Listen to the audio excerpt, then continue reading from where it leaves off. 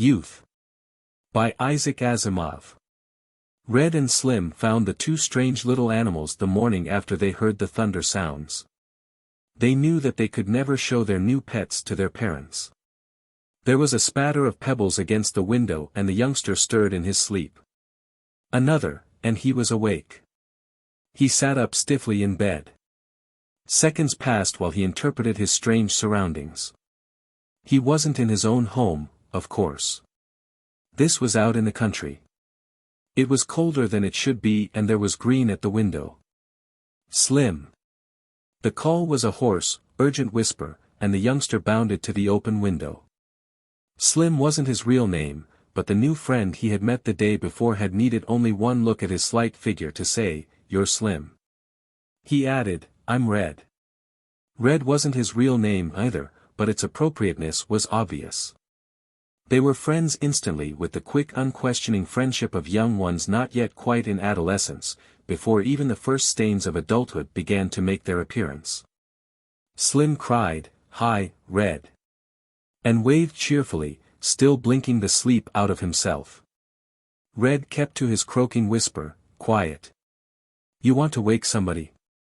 Slim noticed all at once that the sun scarcely topped the low hills in the east, that the shadows were long and soft, and that the grass was wet. Slim said, more softly, "What's the matter?" Red only waved for him to come out. Slim dressed quickly, gladly confining his morning wash to the momentary sprinkle of a little lukewarm water. He let the air dry the exposed portions of his body as he ran out, while bare skin grew wet against the dewy grass. Red said, "You've got to be quiet. If Mom wakes up or Dad or your dad or even any of the hands then it'll be, 'Come on in or you'll catch your death of cold.'" He mimicked voice and tone faithfully, so that Slim laughed and thought that there had never been so funny a fellow as Red. Slim said, eagerly, "Do you come out here every day like this, Red? Real early? It's like the whole world is just yours, isn't it, Red? No one else around and all like that." He felt proud at being allowed entrance into this private world. Red stared at him sidelong.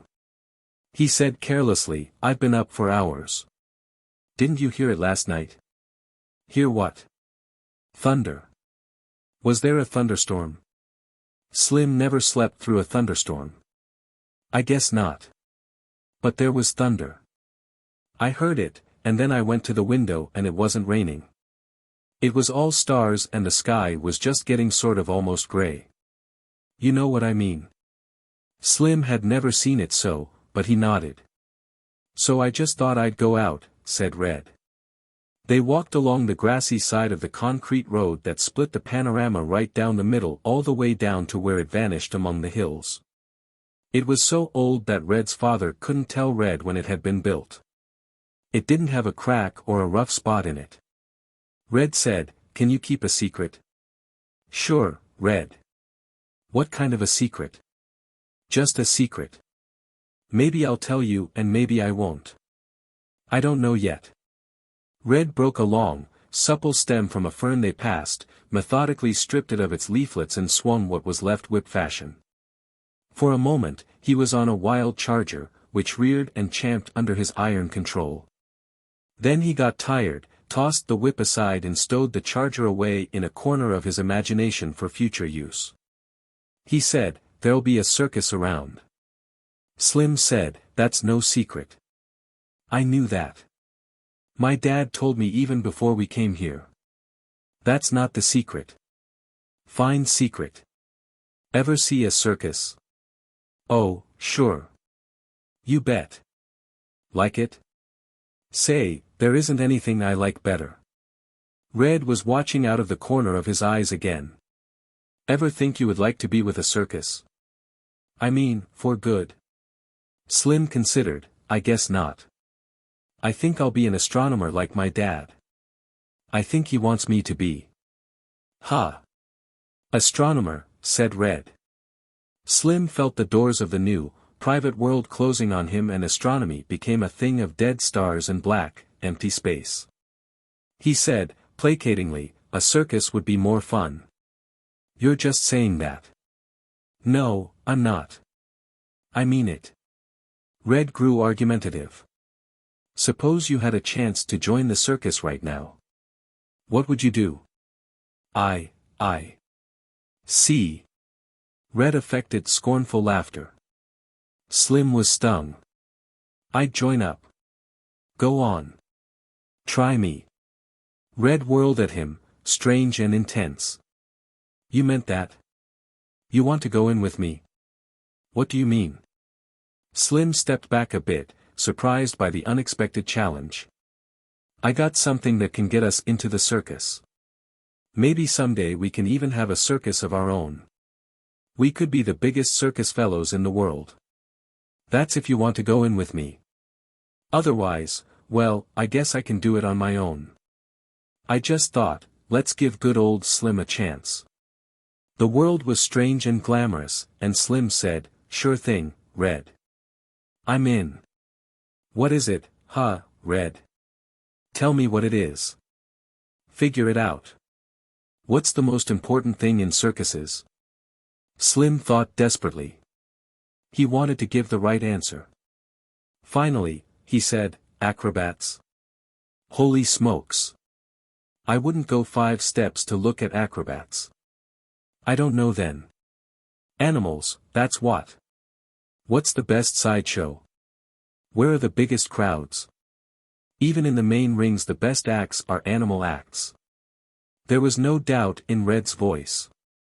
Do you think so? Everyone thinks so. You ask anyone. Anyway, I found animals this morning. 2 of them. And you've got them? Sure. That's the secret. Are you telling? Of course not. Okay. I've got them in the barn. Do you want to see them? They were almost at the barn, its huge open door black. Too black. They had been heading there all the time. Slim stopped in his tracks. He tried to make his words casual. Are they big?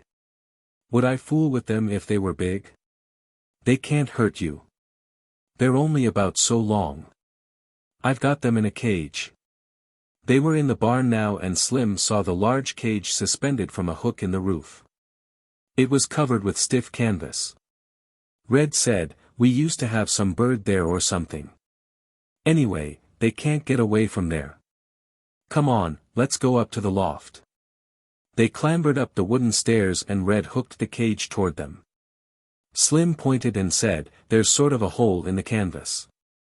Red frowned. How'd that get there? He lifted the canvas, looked in, and said, with relief, they're still there. The canvas appeared to be burned, worried Slim. You want to look, or don't you? Slim nodded slowly. He wasn't sure he wanted to, after all. They might be. But the canvas had been jerked off and there they were. 2 of them, the way Red said. They were small, and sort of disgusting looking. The animals moved quickly as the canvas lifted and were on the side toward the youngsters. Red poked a cautious finger at them. Watch out, said Slim, in agony. They don't hurt you, said Red. Ever see anything like them? No. Can't you see how a circus would jump at a chance to have these? Maybe they're too small for a circus. Red looked annoyed. He let go the cage which swung back and forth pendulum fashion. You're just trying to back out, aren't you? No, I'm not. It's just. They're not too small, don't worry. Right now, I've only got one worry. What's that? Well, I've got to keep them till the circus comes, don't I?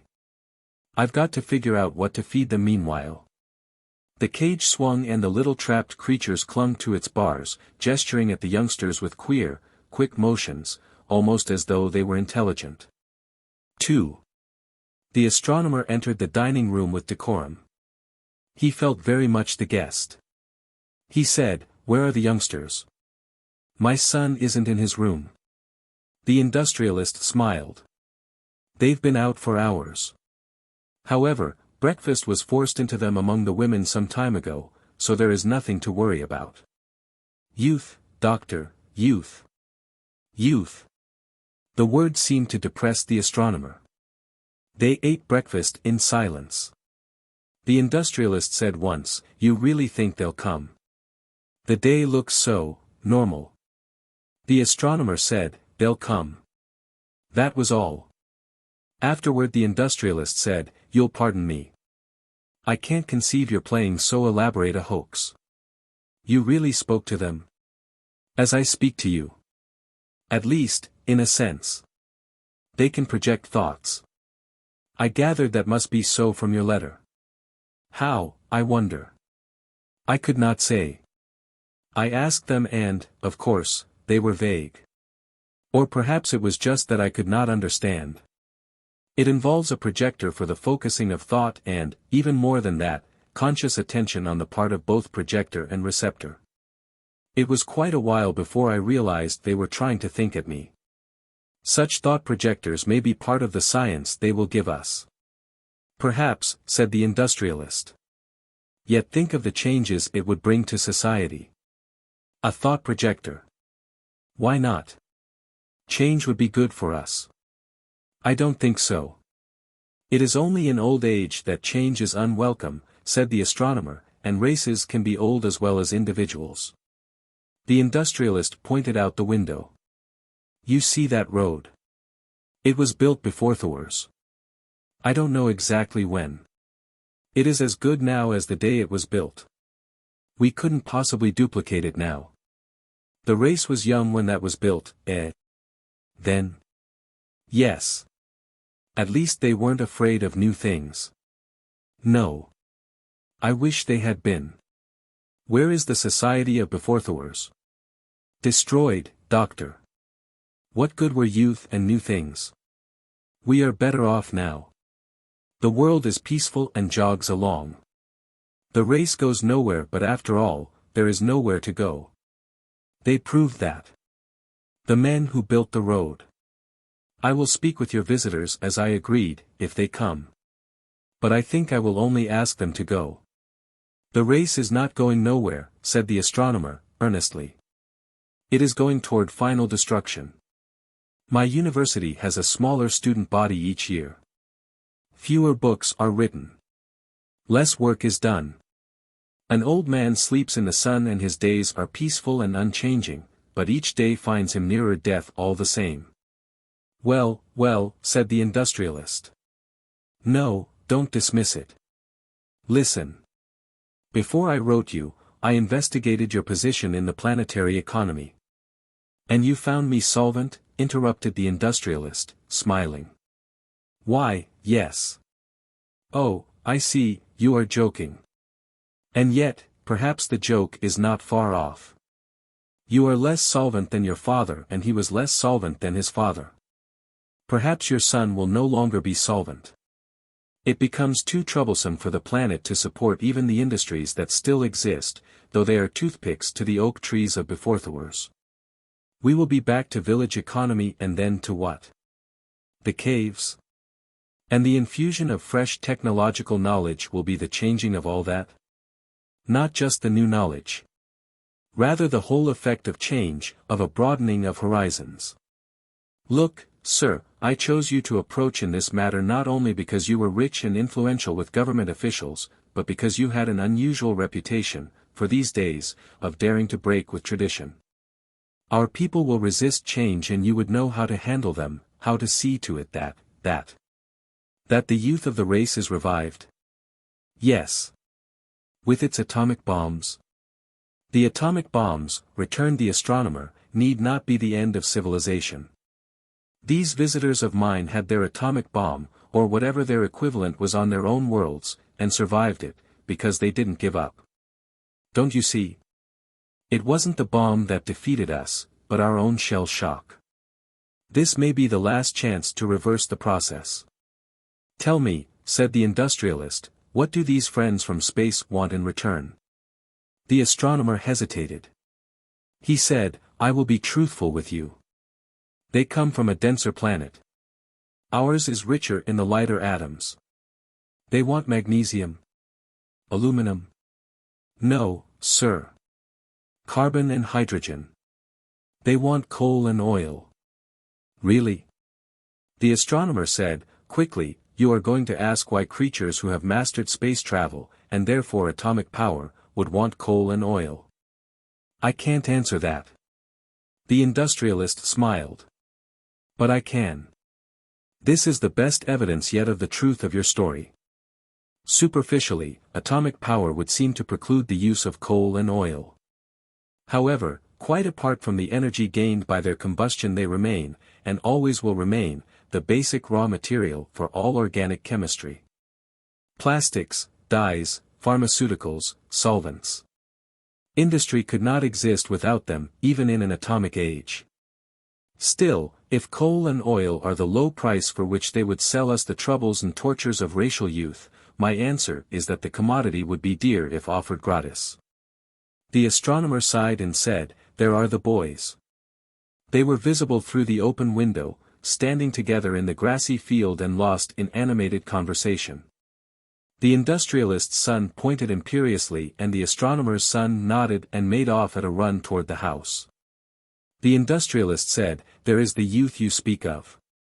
Our race has as much of it as it ever had. Yes, but we age them quickly and pour them into the mold. Slim scuttled into the room, the door banging behind him.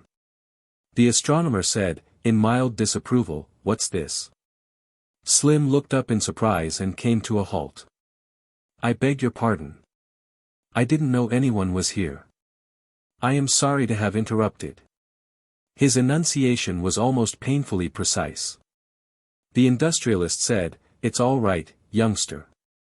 But the astronomer said, even if you had been entering an empty room, son, there would be no cause for slamming a door. Nonsense, insisted the industrialist. The youngster has done no harm. You simply scold him for being young. You, with your views. He said to Slim, come here, lad. Slim advanced slowly. How do you like the country, eh? Very much, sir, thank you. My son has been showing you about the place, has he? Yes, sir. Red, I mean. No, no. Call him Red. I call him that myself. Now tell me, what are you two up to, eh? Slim looked away. Why, just exploring, sir. The industrialist turned to the astronomer. There you are, youthful curiosity and adventure lust. The race has not yet lost it. Slim said, sir. Yes, lad. The youngster took a long time in getting on with it. He said, Red sent me in for something good to eat, but I don't exactly know what he meant. I didn't like to say so.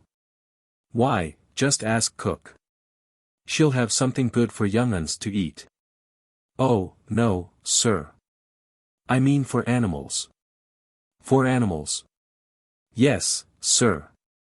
What do animals eat? The astronomer said, I am afraid my son is city bred. Well, said the industrialist, there's no harm in that. What kind of an animal, lad? A small one, sir. Then try grass or leaves, and if they don't want that, nuts or berries would probably do the trick. Thank you, sir. Slim ran out again, closing the door gently behind him. The astronomer said, do you suppose they've trapped an animal alive? He was obviously perturbed. That's common enough. There's no shooting on my estate and its tame country, full of rodents and small creatures. Red is always coming home with pets of one sort or another. They rarely maintain his interest for long. He looked at the wall clock. Your friends should have been here by now, shouldn't they? 3. The swaying had come to a halt and it was dark. The explorer was not comfortable in the alien air. It felt as thick as soup and he had to breathe shallowly. Even so. He reached out in a sudden need for company. The merchant was warm to the touch. His breathing was rough, he moved in an occasional spasm, and was obviously asleep. The explorer hesitated and decided not to wake him. It would serve no real purpose. There would be no rescue, of course. That was the penalty paid for the high profits which unrestrained competition could lead to. The merchant who opened a new planet could have a 10-year monopoly of its trade, which he might hug to himself or, more likely, rent out to all comers at a stiff price. It followed that planets were searched for in secrecy and, preferably, away from the usual trade routes. In a case such as theirs, then, there was little or no chance that another ship would come within range of their subetherics except for the most improbable of coincidences. Even if they were in their ship, that is, rather than in this cage. The explorer grasped the thick bars. Even if they blasted those away, as they could, they would be stuck too high in open air for leaping. It was too bad. They had landed twice before in the scout ship. They had established contact with the natives who were grotesquely huge, but mild and unaggressive. It was obvious that they had once owned a flourishing technology, but hadn't faced up to the consequences of such a technology. It would have been a wonderful market. And it was a tremendous world. The merchant, especially, had been taken aback. He had known the figures that expressed the planet's diameter, but from a distance of 2 light seconds, he had stood at the visiplate and muttered, "Unbelievable." "Oh, there are larger worlds," the explorer said. It wouldn't do for an explorer to be too easily impressed. Inhabited? Well, no. Why, you could drop your planet into that large ocean and drown it. The explorer smiled. It was a gentle dig at his Arcturian homeland, which was smaller than most planets. He said, "Not quite." The merchant followed along the line of his thoughts. "And the inhabitants are large in proportion to their world?" He sounded as though the news struck him less favorably now. "Nearly 10 times our height." "Are you sure they are friendly?" "That is hard to say. Friendship between alien intelligences is an imponderable. They are not dangerous, I think. We've come across other groups that could not maintain equilibrium after the atomic war stage, and you know the results. Introversion. Retreat. Gradual decadence and increasing gentleness. Even if they are such monsters, the principle remains." It was about then that the explorer felt the heavy throbbing of the engines. He frowned and said, "We are descending a bit too quickly." There had been some speculation on the dangers of landing some hours before. The planetary target was a huge one for an oxygen-water world. Though it lacked the size of the uninhabitable hydrogen-ammonia planets and its low density made its surface gravity fairly normal, its gravitational forces fell off but slowly with distance. In short, its gravitational potential was high, and the ship's calculator was a run-of-the-mill model not designed to plot landing trajectories at that potential range. That meant the pilot would have to use manual controls. It would have been wiser to install a more high-powered model, but that would have meant a trip to some outpost of civilization, lost time, perhaps a lost secret. The merchant demanded an immediate landing. The merchant felt it necessary to defend his position now. He said angrily to the explorer, "Don't you think the pilot knows his job? He landed you safely twice before." "Yes," thought the explorer, "in a scout ship, not in this unmaneuverable freighter." Aloud, he said nothing. He kept his eye on the visiplate. They were descending too quickly. There was no room for doubt. Much too quickly. The merchant said, peevishly, "Why do you keep silence?" "Well, then, if you wish me to speak, I would suggest that you strap on your floater and help me prepare the ejector." The pilot fought a noble fight. He was no beginner. The atmosphere, abnormally high and thick in the gravitational potential of this world, whipped and burned about the ship, but to the very last it looked as though he might bring it under control despite that. He even maintained course, following the extrapolated line to the point on the northern continent toward which they were headed. Under other circumstances, with a shade more luck, the story would eventually have been told and retold as a heroic and masterly reversal of a lost situation. But within sight of victory, tired body and tired nerves clamped a control bar with a shade too much pressure. The ship, which had almost leveled off, dipped down again. There was no room to retrieve the final error. There was only a mile left to fall. The pilot remained at his post to the actual landing, his only thought that of breaking the force of the crash, of maintaining the spaceworthiness of the vessel. He did not survive. With the ship bucking madly in a soupy atmosphere, few ejectors could be mobilized and only one of them in time. When afterwards, the explorer lifted out of unconsciousness and rose to his feet, he had the definite feeling that but for himself and the merchant, there were no survivors. And perhaps that was an overcalculation. His floater had burnt out while still sufficiently distant from surface to have the fall stun him. The merchant might have had less luck, even, than that. He was surrounded by a world of thick, ropey stalks of grass. And in the distance were trees that reminded him vaguely of similar structures on his native Arcturian world, except that their lowest branches were high above what he would consider normal treetops. He called, his voice sounding basso in the thick air, and the merchant answered. The explorer made his way toward him, thrusting violently at the coarse stalks that barred his path. "Are you hurt?" he asked. The merchant grimaced. "I've sprained something. It hurts to walk." The explorer probed gently. "I don't think anything is broken. You'll have to walk despite the pain. Can't we rest first? It's important to try to find the ship. If it is space-worthy or if it can be repaired, we may live. Otherwise, we won't. Just a few minutes. Let me catch my breath." The explorer was glad enough for those few minutes. The merchant's eyes were already closed. He allowed his to do the same. He heard the trampling and his eyes snapped open.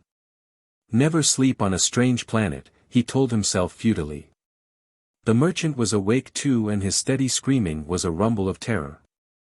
The explorer called, "It's only a native of this planet. It won't harm you." But even as he spoke, the giant had swooped down, and in a moment they were in its grasp, being lifted closer to its monstrous ugliness. The merchant struggled violently and, of course, quite futilely. "Can't you talk to it?" he yelled. The explorer could only shake his head. "I can't reach it with the projector. It won't be listening." "Then blast it. Blast it down." "We can't do that." The phrase, "you fool," had almost been added. The explorer struggled to keep his self-control. They were swallowing space as the monster moved purposefully away. "Why not?" cried the merchant. "You can reach your blaster. I see it in plain sight. Don't be afraid of falling. It's simpler than that. If this monster is killed, you'll never trade with this planet. You'll never even leave it. You probably won't live the day out." "Why?" "Why? Because this is one of the young of the species. You should know what happens when a trader kills a native young, even accidentally. What's more, if this is the target point, then we are on the estate of a powerful native. This might be one of his brood." That was how they entered their present prison. They had carefully burnt away a portion of the thick, stiff covering, and it was obvious that the height from which they were suspended was a killing one. Now, once again, the prison cage shuddered and lifted in an upward arc. The merchant rolled to the lower rim and startled awake. The cover lifted and light flooded in. As was the case the time before, there were two specimens of the young. They were not very different in appearance from adults of the species, reflected the explorer, though, of course, they were considerably smaller. A handful of reedy green stalks was stuffed between the bars. Its odor was not unpleasant, but it carried clods of soil at its ends. The merchant drew away and said, huskily, "What are they doing?" The explorer said, "Trying to feed us, I should judge. At least this seems to be the native equivalent of grass." The cover was replaced and they were set swinging again, alone with their fodder. 4. Slim started at the sound of footsteps and brightened, and it turned out to be only Red. He said, "No one's around." "I had my eye peeled, you bet." Red said, "SSH. Look. You take this stuff and stick it in the cage. I've got to scoot back to the house." "What is it?" Slim reached reluctantly. "Ground meat." "Holy smokes, haven't you ever seen ground meat?" That's what you should have got when I sent you to the house instead of coming back with that stupid grass. Slim was hurt. How'd I know they don't eat grass? Besides, ground meat doesn't come loose like that. It comes in cellophane and it isn't that color. Sure, in the city. Out here we grind our own and it's always this color till it's cooked. You mean it isn't cooked? Slim drew away quickly. Red looked disgusted. Do you think animals eat cooked food? Come on, take it. It won't hurt you. I tell you there isn't much time. Why? What's doing back at the house? I don't know. Dad and your father are walking around. I think maybe they're looking for me. Maybe the cook told them I took the meat. Anyway, we don't want them coming here after me. Didn't you ask the cook before you took this stuff? Who? That crab? Shouldn't wonder if she only let me have a drink of water because Dad makes her. Come on. Take it. Slim took the large glob of meat though his skin crawled at the touch. He turned toward the barn and Red sped away in the direction from which he had come. He slowed when he approached the two adults, took a few deep breaths to bring himself back to normal, and then carefully and nonchalantly sauntered past. They were walking in the general direction of the barn, he noticed, but not dead on. He said, "Hi, Dad." "Hello, sir." The industrialist said, "Just a moment, Red. I have a question to ask you." Red turned a carefully blank face to his father. "Yes, Dad. Mother tells me you were out early this morning." "Not real early, Dad. Just a little before breakfast. She said you told her it was because you had been awakened during the night and didn't go back to sleep." Red waited before answering. Should he have told Mom that? Then he said, "Yes, sir." "What was it that awakened you?" Red saw no harm in it. He said, "I don't know, Dad. It sounded like thunder, sort of, and like a collision, sort of." "Could you tell where it came from?" "It sounded like it was out by the hill." That was truthful, and useful as well, since the direction was almost opposite that in which the barn lay. The industrialist looked at his guest. "I suppose it would do no harm to walk toward the hill." The astronomer said, "I am ready." Red watched them walk away and when he turned he saw Slim peering cautiously out from among the briars of a hedge. Red waved at him. "Come on." Slim stepped out and approached. "Did they say anything about the meat?" "No. I guess they don't know about that. They went down to the hill." "What for?" "Search me. They kept asking about the noise I heard." "Listen, did the animals eat the meat?" "Well," said Slim, cautiously, "they were sort of looking at it and smelling it or something." "Okay," Red said, "I guess they'll eat it. Holy smokes, they've got to eat something.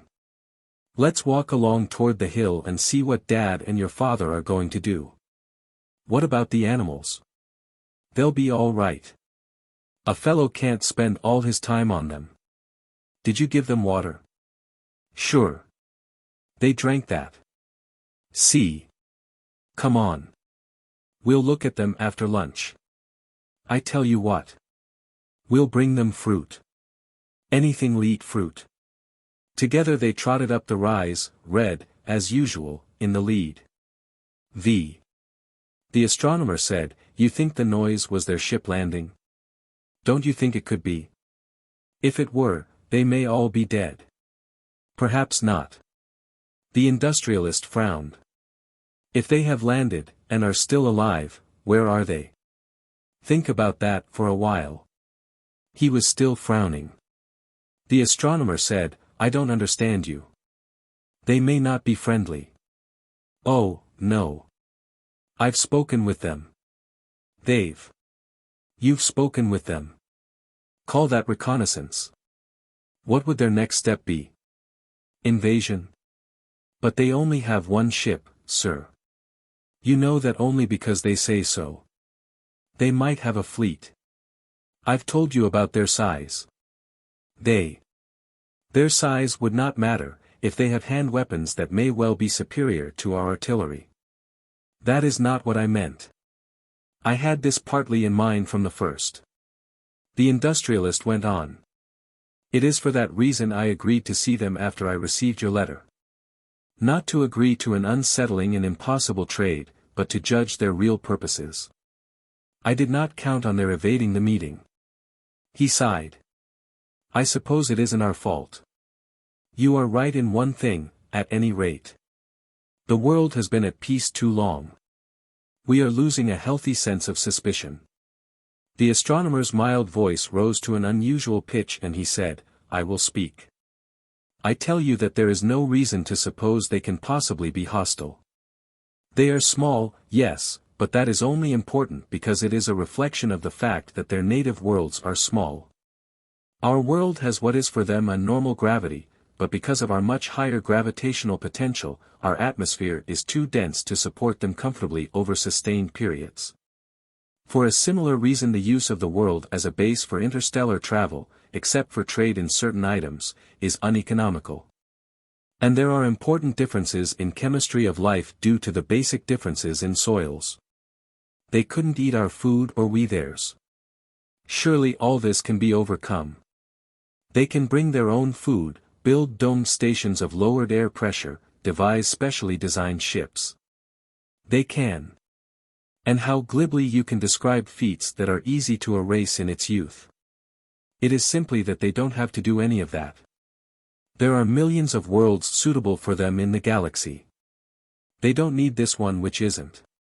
How do you know? All this is their information again. This I was able to check independently.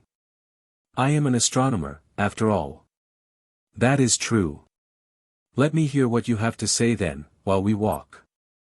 Then, sir, consider that for a long time our astronomers have believed that two general classes of planetary bodies existed. First, the planets which formed at distances far enough from their stellar nucleus to become cool enough to capture hydrogen. These would be large planets rich in hydrogen, ammonia and methane. We have examples of these in the giant outer planets. The second class would include those planets formed so near the stellar center that the high temperature would make it impossible to capture much hydrogen. These would be smaller planets, comparatively poorer in hydrogen and richer in oxygen. We know that type very well since we live on one. Ours is the only solar system we know in detail, however, and it has been reasonable for us to assume that these were the only two planetary classes. I take it then that there is another. Yes. There is a superdense class, still smaller, poorer in hydrogen, than the inner planets of the solar system. The ratio of occurrence of hydrogen-ammonia planets and these superdense water-oxygen worlds of theirs over the entire galaxy, and remember that they have actually conducted a survey of significant sample volumes of the galaxy which we, without interstellar travel, cannot do, is about 3 to 1. This leaves them 7 million superdense worlds for exploration and colonization. The industrialist looked at the blue sky and the green-covered trees among which they were making their way. He said, and worlds like ours? The astronomer said, softly, ours is the first solar system they have found which contains them. Apparently the development of our solar system was unique and did not follow the ordinary rules. The industrialist considered that. What it amounts to is that these creatures from space are asteroid dwellers. No, no. The asteroids are something else again. They occur, I was told, in 1 out of 8 stellar systems, but they're completely different from what we've been discussing. And how does your being an astronomer change the fact that you are still only quoting their unsupported statements? But they did not restrict themselves to bald items of information. They presented me with a theory of stellar evolution which I had to accept and which is more nearly valid than anything our own astronomy has ever been able to devise, if we accept possible lost theories dating from before Thor's. Mind you, their theory had a rigidly mathematical development and it predicted just such a galaxy as they describe. So you see, they have all the worlds they wish. They are not land hungry. Certainly not for our land. Reason would say so, if what you say is true. But creatures may be intelligent and not reasonable. Our forefathers were presumably intelligent, yet they were certainly not reasonable. Was it reasonable to destroy almost all their tremendous civilization in atomic warfare over causes our historians can no longer accurately determine? The industrialist brooded over it. From the dropping of the first atom bomb over those islands, I forget the ancient name, there was only one end in sight, and in plain sight. Yet events were allowed to proceed to that end. He looked up, said briskly, "Well, where are we? I wonder if we are not on a fool's errand after all." But the astronomer was a little in advance and his voice came thickly. "No fool's errand, sir. Look there." 6. Red and Slim had trailed their elders with the experience of youth, aided by the absorption and anxiety of their fathers. Their view of the final object of the search was somewhat obscured by the underbrush behind which they remained. Red said, "Holy smokes!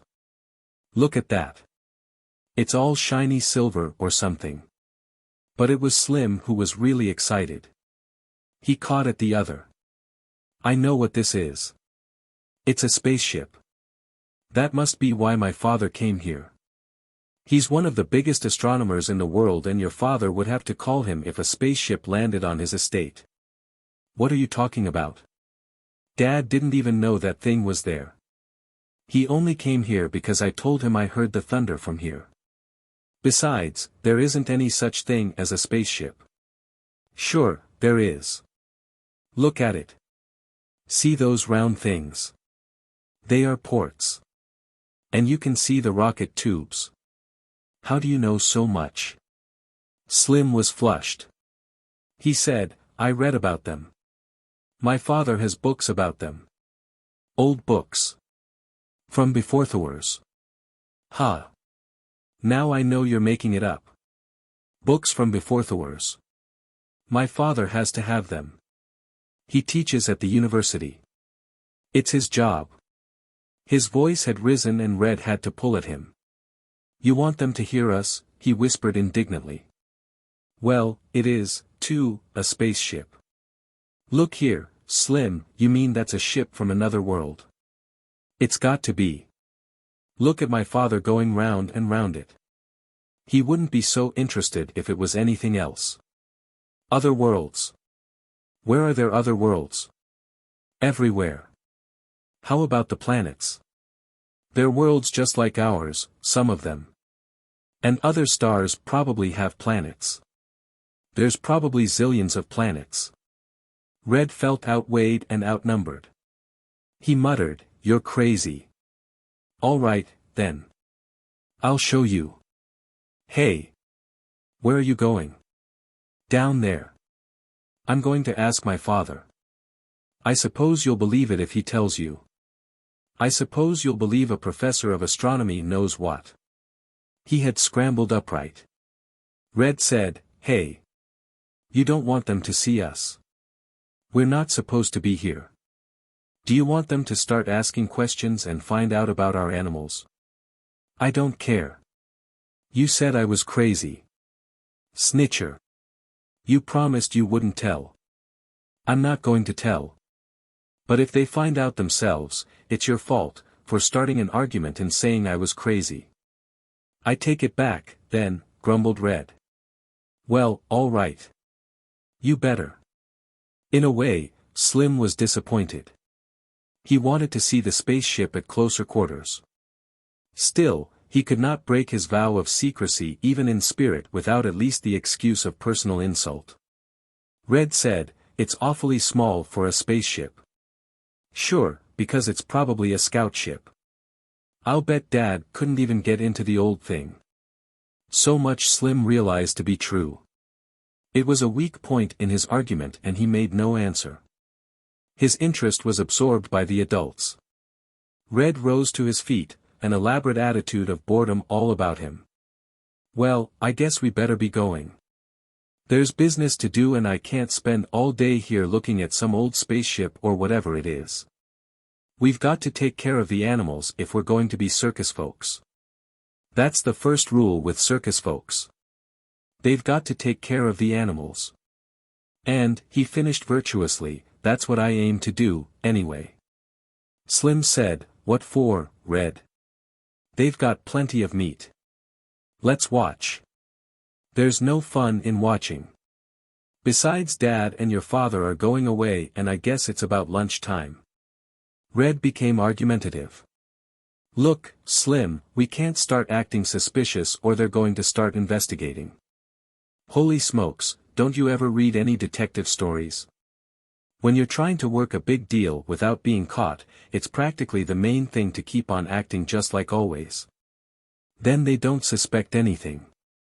That's the first law." "Oh, all right." Slim rose resentfully.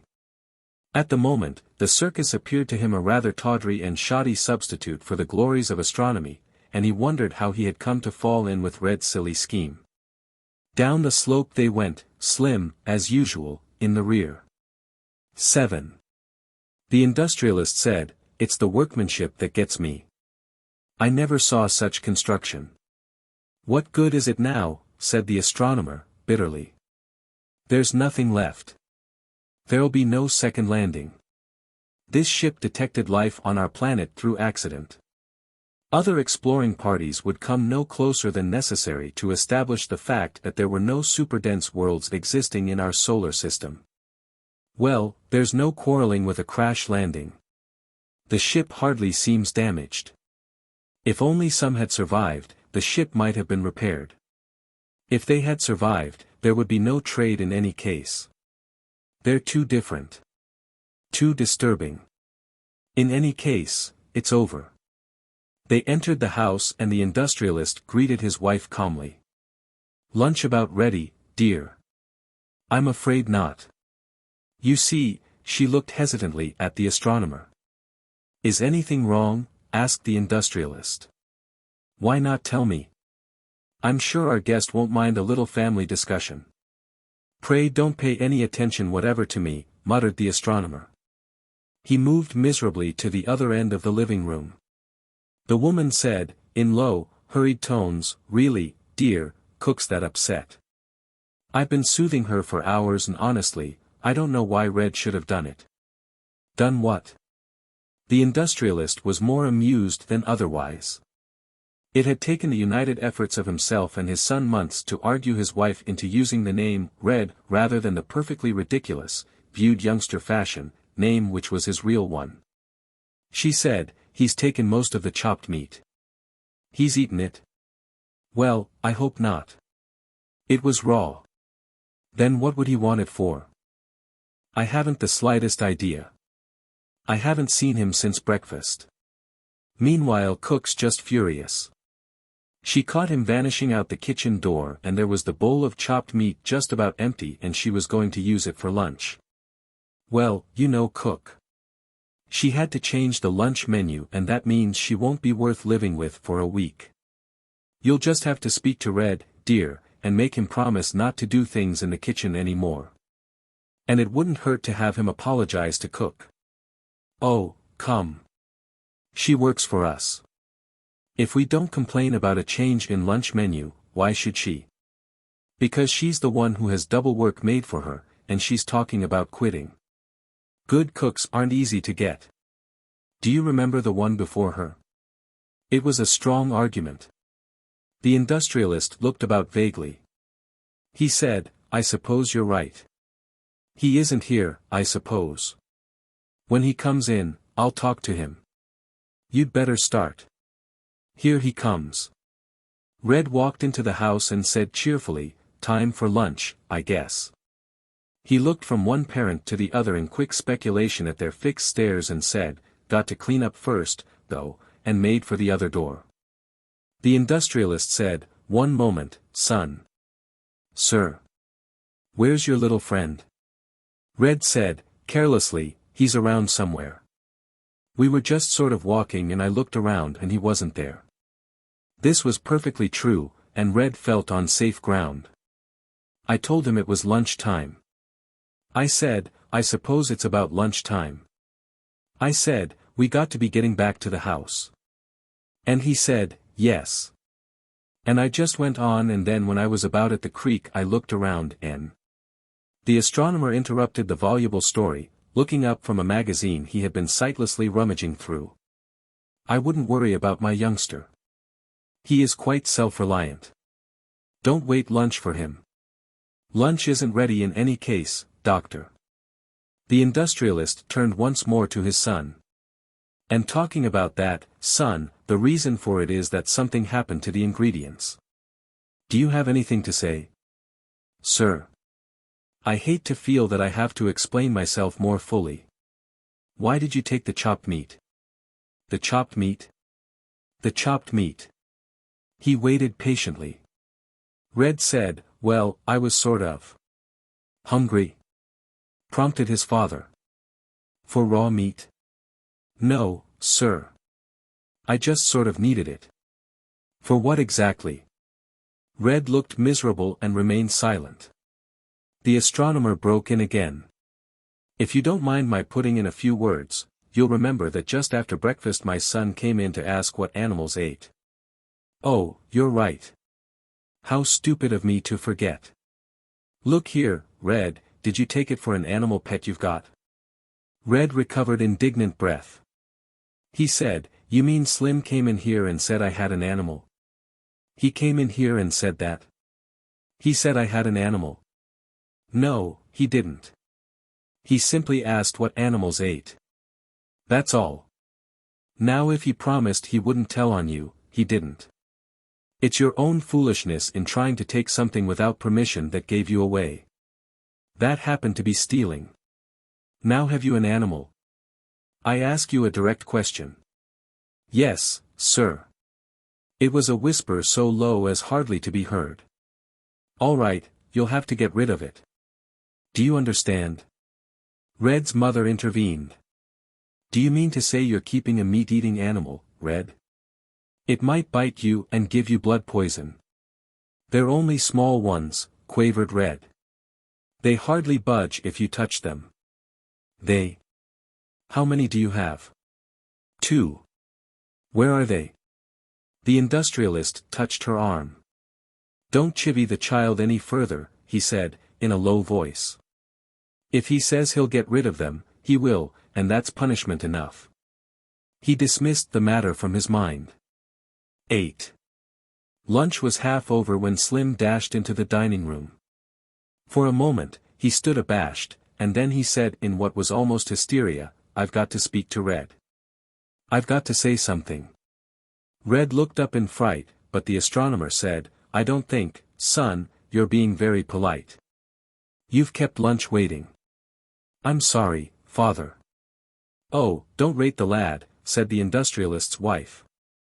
He can speak to Red if he wants to, and there was no damage done to the lunch. I've got to speak to Red alone, Slim insisted. Now that's enough, said the astronomer with a kind of gentleness that was obviously manufactured for the benefit of strangers and which had beneath it an easily recognized edge. Take your seat. Slim did so, but he ate only when someone looked directly upon him. Even then he was not very successful. Red caught his eyes. He made soundless words, did the animals get loose? Slim shook his head slightly. He whispered, no, it's. The astronomer looked at him hard and Slim faltered to a stop. With lunch over, Red slipped out of the room, with a microscopic motion at Slim to follow. They walked in silence to the creek. Then Red turned fiercely upon his companion. Look here, what's the idea of telling my dad we were feeding animals? Slim said, I didn't. I asked what you feed animals. That's not the same as saying we were doing it. Besides, it's something else, Red. But Red had not used up his grievances. And where did you go anyway? I thought you were coming to the house. They acted like it was my fault you weren't there. But I'm trying to tell you about that, if you'd only shut up a second and let me talk. You don't give a fellow a chance. Well, go on and tell me if you've got so much to say. I'm trying to. I went back to the spaceship. The folks weren't there anymore and I wanted to see what it was like. It isn't a spaceship, said Red, sullenly. He had nothing to lose. It is, too. I looked inside. You could look through the ports and I looked inside and they were dead. He looked sick. They were dead. Who were dead? Slim screeched, animals. Like our animals. Only they aren't animals. They're people, things from other planets. For a moment Red might have been turned to stone. It didn't occur to him to disbelieve Slim at this point. Slim looked too genuinely the bearer of just such tidings. He said, finally, "Oh, my. Well, what are we going to do? Golly, will we get a whopping if they find out?" He was shivering. "We better turn them loose," said Red. "They'll tell on us. They can't talk our language. Not if they're from another planet." "Yes, they can. Because I remember my father talking about some stuff like that to my mother when he didn't know I was in the room. He was talking about visitors who could talk with the mind. Telepathy or something. I thought he was making it up. Well, holy smokes. I mean, holy smokes." Red looked up. "I tell you. My dad said to get rid of them. Let's sort of bury them somewhere or throw them in the creek." "He told you to do that?" "He made me say I had animals and then he said, get rid of them. I got to do what he says." Holy smokes, he's my dad. Some of the panic left Slim's heart. It was a thoroughly legalistic way out. "Well, let's do it right now, then, before they find out." "Oh, golly, if they find out, will we be in trouble?" They broke into a run toward the barn, unspeakable visions in their minds. 9. It was different, looking at them as though they were people. As animals, they had been interesting, as people, horrible. Their eyes, which were neutral little objects before, now seemed to watch them with active malevolence. "They're making noises," said Slim, in a whisper which was barely audible. "I guess they're talking or something," said Red. Funny that those noises which they had heard before had not had significance earlier. He was making no move toward them. Neither was Slim. The canvas was off but they were just watching. The ground meat, Slim noticed, hadn't been touched. Slim said, "Aren't you going to do something? Aren't you? You found them. It's your turn, now." "No, it isn't. You found them.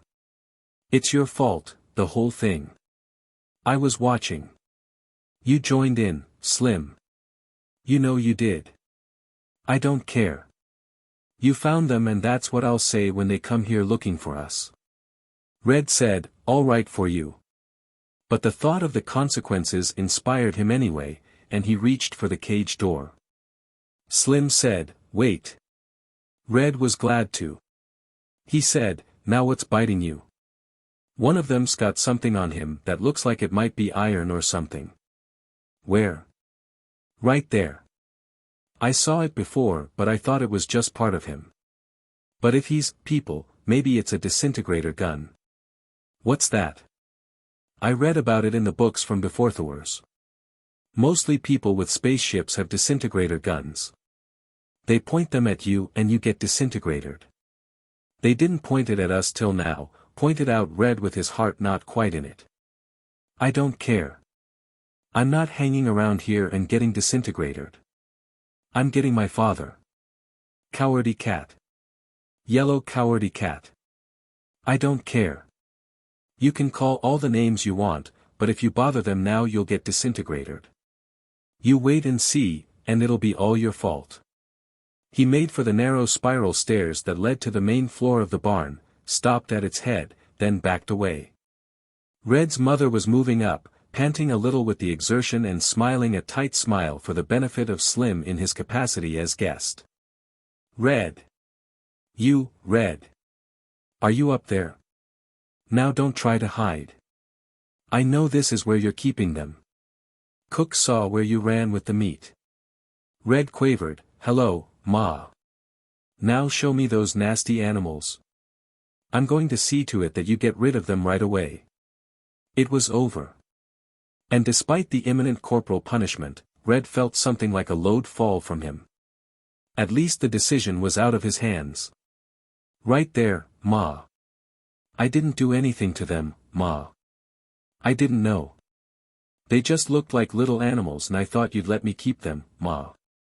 I wouldn't have taken the meat only they wouldn't eat grass or leaves and we couldn't find good nuts or berries and Cook never lets me have anything or I would have asked her and I didn't know it was for lunch and... He was speaking on the sheer momentum of terror and did not realize that his mother did not hear him but, with eyes frozen and popping at the cage, was screaming in thin, piercing tones. X. The astronomer was saying, a quiet burial is all we can do. There is no point in any publicity now, when they heard the screams. She had not entirely recovered by the time she reached them, running and running. It was minutes before her husband could extract sense from her. She was saying, finally, I tell you they're in the barn. I don't know what they are. No, no. She barred the industrialist's quick movement in that direction. She said, don't you go. Send one of the hands with a shotgun. I tell you I never saw anything like it. Little horrible beasts with, I can't describe it. To think that Red was touching them and trying to feed them. He was holding them, and feeding them meat. Red began, I only. And Slim said, it was not. The industrialist said, quickly, now you boys have done enough harm today. March. Into the house. And not a word, not one word. I'm not interested in anything you have to say. After this is all over, I'll hear you out and as for you, Red, I'll see that you're properly punished. He turned to his wife. Now whatever the animals are, we'll have them killed. He added quietly once the youngsters were out of hearing, come. The children aren't hurt and, after all, they haven't done anything really terrible. They've just found a new pet. The astronomer spoke with difficulty. Pardon me, ma'am, but can you describe these animals? She shook her head. She was quite beyond words. Can you just tell me if they... I'm sorry, said the industrialist, apologetically, but I think I had better take care of her. Will you excuse me? A moment. Please. One moment. She said she had never seen such animals before. Surely it is not usual to find animals that are completely unique on an estate such as this. I'm sorry. Let's not discuss that now. Except that unique animals might have landed during the night. The industrialist stepped away from his wife. What are you implying? I think we had better go to the barn, sir. The industrialist stared a moment, turned and suddenly and quite uncharacteristically began running. The astronomer followed and the woman's wail rose unheeded behind them. 11. The industrialist stared, looked at the astronomer, turned to stare again. Those, said the astronomer. I have no doubt we appear strange and repulsive to them. What do they say? Why, that they are uncomfortable and tired and even a little sick, but that they are not seriously damaged, and that the youngsters treated them well. Treated them well. Scooping them up, keeping them in a cage, giving them grass and raw meat to eat. Tell me how to speak to them. It may take a little time. Think at them. Try to listen. It will come to you, but perhaps not right away. The industrialist tried. He grimaced with the effort of it, thinking over and over again, the youngsters were ignorant of your identity. And the thought was suddenly in his mind, we were quite aware of it and because we knew they meant well by us according to their own view of the matter, we did not attempt to attack them. Attack them? Thought the industrialist, and said it aloud in his concentration. Why, yes, came the answering thought. We are armed. One of the revolting little creatures in the cage lifted a metal object and there was a sudden hole in the top of the cage and another in the roof of the barn, each hole rimmed with charred wood. We hope, the creatures thought, it will not be too difficult to make repairs. The industrialist found it impossible to organize himself to the point of directed thought. He turned to the astronomer. And with that weapon in their possession they let themselves be handled and caged? I don't understand it.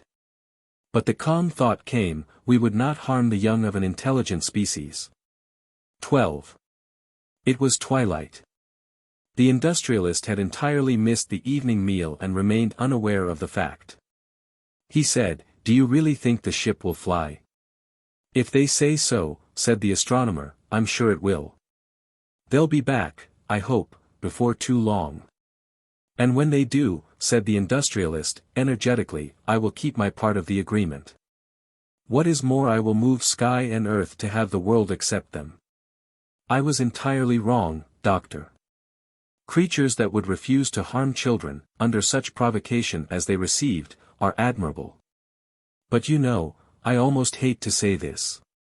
"Say what?" "The kids. Yours and mine. I'm almost proud of them. Imagine seizing these creatures, feeding them or trying to, and keeping them hidden. The amazing gall of it. Red told me it was his idea to get a job in a circus on the strength of them. Imagine." The astronomer said, "Youth." 13. The merchant said, "Will we be taking off soon?" "Half an hour," said the explorer. It was going to be a lonely trip back.